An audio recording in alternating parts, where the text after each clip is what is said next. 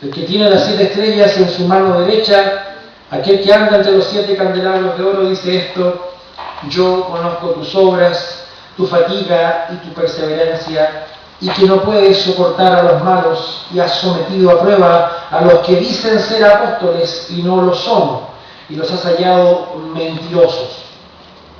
Tienes perseverancia y has sufrido por mi nombre, y no has desmayado.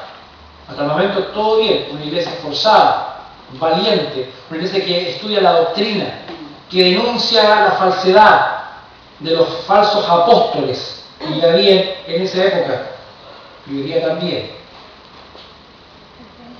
Pero el versículo 4, usted tiene una queja, una pena de amor. Pero tengo esto contra ti, que has dejado tu primer amor, que ya no me quieres como me querías, que tu amor se enfrió. Recuerda, por tanto, de dónde has caído, dónde estabas, y arrepiéntete, y haz las obras que hiciste al principio, si no vendré a ti y quitaré tu candelero de su lugar si no te arrepientes. Hasta ahí. Tengo contra ti que has dejado tu primer amor. El amor se enfría, el amor hay que cultivarlo, hay que mantenerlo. Oremos a Jesús para que Él nos revele al Padre y le amemos, hermano, a su persona, a su esencia, más que a sus obras, más que a lo que nos pueda dar. Es difícil esto, yo lo sé, porque asociamos mucho a Dios con sus bendiciones. Es que Dios tiene que darme esto, Dios tiene que hacerlo porque lo pedí en el nombre de Jesús. Hermano querido, Dios no tiene ninguna obligación con nosotros, pero ya lo dio todo por nosotros. Nos dio su gracia.